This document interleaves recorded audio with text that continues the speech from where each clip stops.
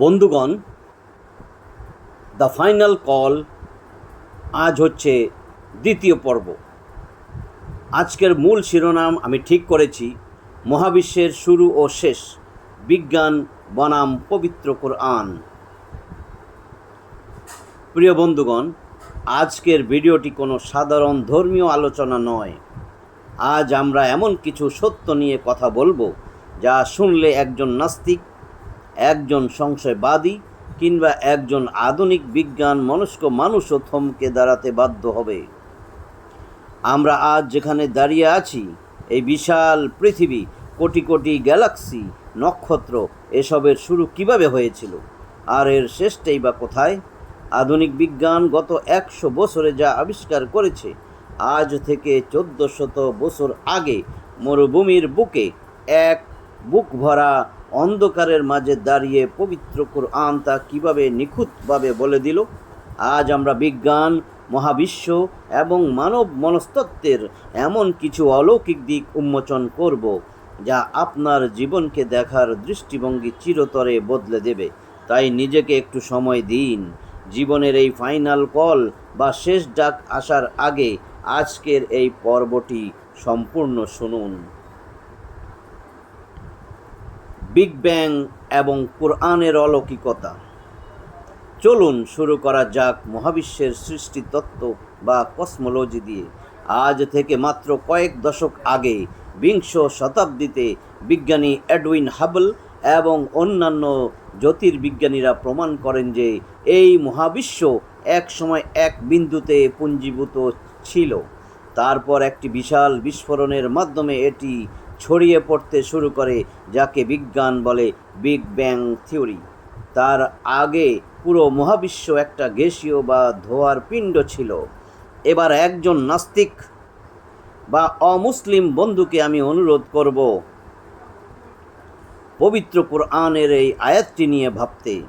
আজ থেকে 1400 বছর আগে, যখন দূরবীক্ষণ বা টেলিস্কোপের নাম নিশানা ছিল না, তখন আল্লাহ সুবহানাহু ওয়া তাআলা সূরা আল আম্বিয়ার 30 নম্বর আয়াতে বলেছেন, আউযু বিল্লাহি মিনাশ শাইতানির রাজীম, বিসমিল্লাহির রহমানির রহিম।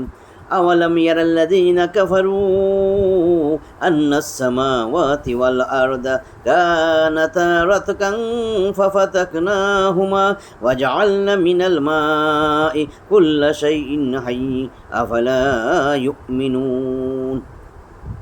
আওয়ালাম ইয়ারাল্লাযীনা কাফারু, কাফেররা, অবিশ্বাসীরা কি চিন্তা ভাবনা করে দেখে না? তারা কি দেখে না যে আন্নাস সামাওয়াতি ওয়াল আরদা, এই আসমান আর জমিনকে, কানাতা রাতকাং, এই আসমান আর জমিন তো একটা একটার সাথে মিলেমিশে ছিল।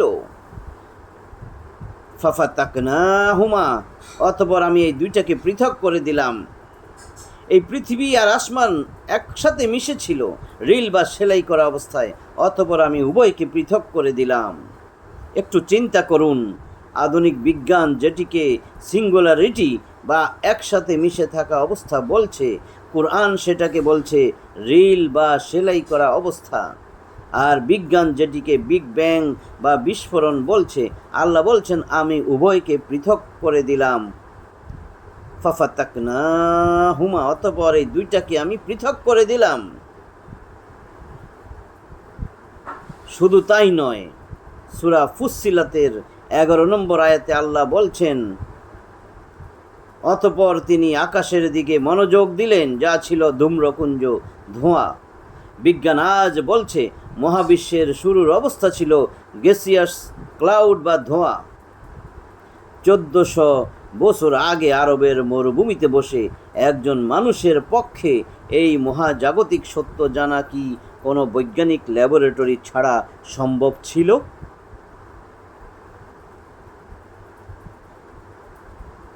এবার আসুন প্রসারণ মান মহাবিশ্ব এবং ব্ল্যাক হোল।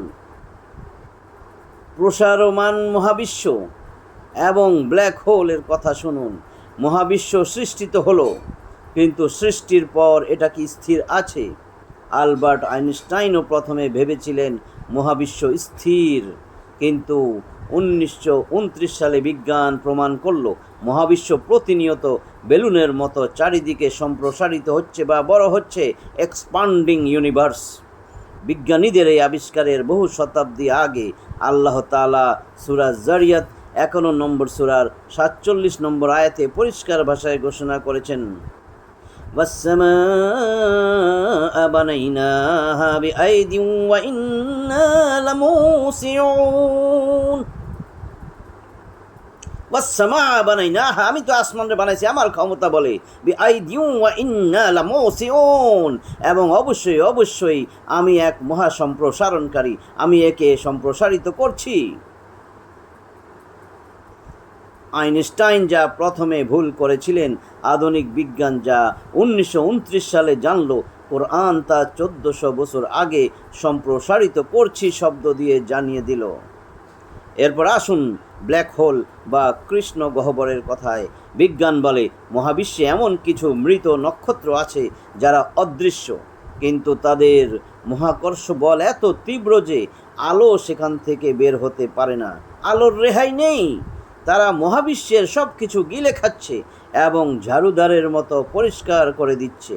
পবিত্র কুরআনের সূরা আত-তাকবীর 81 নম্বর সূরা এর 15 এবং 16 নম্বর আয়াতে আল্লাহ শপথ করে বলছেন, ফালা উকসিমু বিল খুন্নাস আল জাওয়ারিল কুন্নাস, আমি শপথ করছি এমন নক্ষত্ররাজির যা অদৃশ্য হয়ে যায়, যা চলমান এবং রাতের আকাশকে ঝাড়ু দেয় বা পরিষ্কার করে। বিজ্ঞান আজ ব্ল্যাক হোলকে যেভাবে সংজ্ঞায়িত করছে, কুরআনের অদৃশ্য, চলমান এবং ঝাড়ু দেওয়া শব্দগুলো কি হুবহু তার সাথে মিলে যাচ্ছে না? এবার আসুন তো বিগ ক্রাঞ্চ থিওরি, মহাবিশ্বের শেষ। বিগ ক্রাঞ্চ, মহাসংকোচন থিওরি।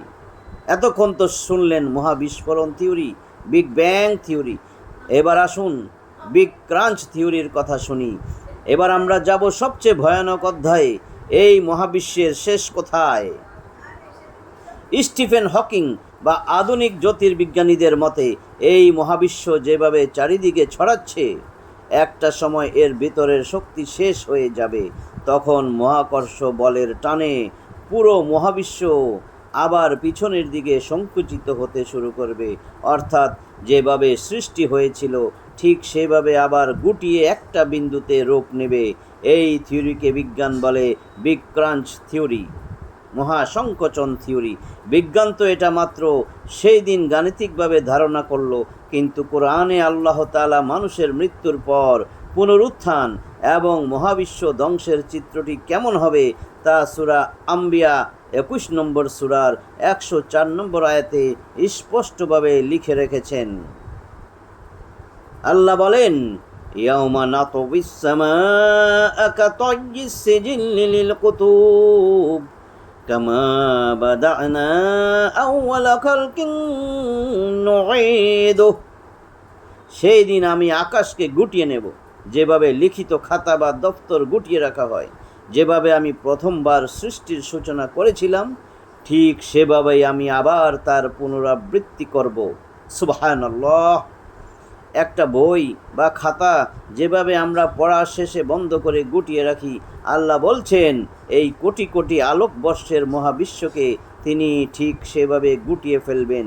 বিগ ক্রাঞ্চ থিওরির এর চেয়ে সহজ ও নিখুঁত মনস্তাত্ত্বিক ও বৈজ্ঞানিক ব্যাখ্যা আর কি হতে পারে। মনস্তাত্ত্বিক প্রভাব ও নাস্তিকদের প্রতি প্রশ্ন। এতক্ষণ যারা বৈজ্ঞানিক তথ্যগুলো শুনলেন, এবার তাদের মনস্তত্ত্ব বা সাইকোলজির জায়গা থেকে একটি প্রশ্ন করি। মানুষ যখন এই বিশাল মহাবিশ্বের তুলনায় নিজেকে চিন্তা করে, তখন সে বুঝতে পারে সে কতটা ক্ষুদ্র। এই মহাবিশ্বে আমাদের পৃথিবীর অস্তিত্ব একটা বালি কণার সমানও নয়। মনোবিজ্ঞান বলে মানুষের অহংকার, হতাশা এবং নাস্তিকতার মূল কারণ হলো নিজেকে খুব বড় কিছু মনে করা। কিন্তু যখনই একজন মানুষ এই মহাজাগতিক অলৌকিকতাগুলো দেখে, তখন তার ভিতরের অহংকার ভেঙে চূর্ণ বিচূর্ণ হয়ে যায়। কুরআন আমাদের এই সাইকোলজিক্যাল সত্যটিকে মনে করিয়ে দিয়ে সূরা আল ইনফিতর ৮২ নম্বর সূরার ৬ নম্বর আয়াতে জিজ্ঞেস করে, ইয়া আইয়ুহাল ইনসানু মা গররাকা বিরব্বিকাল কারীম।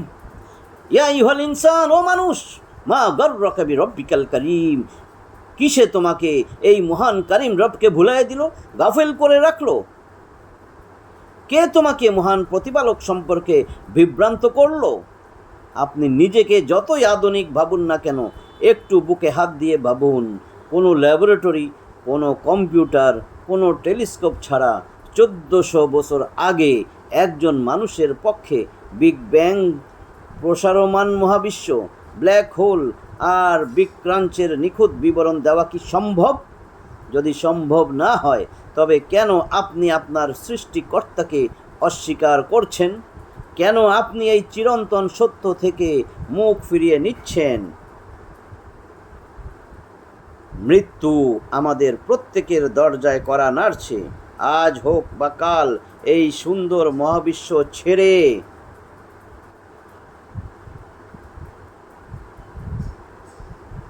আমাদেরকে কিন্তু এই সুন্দর মহাবিশ্ব ছেড়ে চলে যেতে হবে ভাই। সেটি হবে আমাদের জন্য দ্য ফাইনাল কল। সেই ডাক, সেই শেষ ডাক আসার আগে আসুন আমরা কোরআনের পথে ফিরে আসি, সত্যকে জানি এবং নিজের জীবনকে সার্থক করি। আমি কথাগুলো আবার বলছি, মৃত্যু আমাদের প্রত্যেকের দরজায় ভাই কড়া নাড়ছে। আজ হোক অথবা কাল এই সুন্দর মহাবিশ্ব ছেড়ে আমাদেরকে চলে যেতে হবে। সেটি হবে আমাদের জন্য দ্য ফাইনাল কল।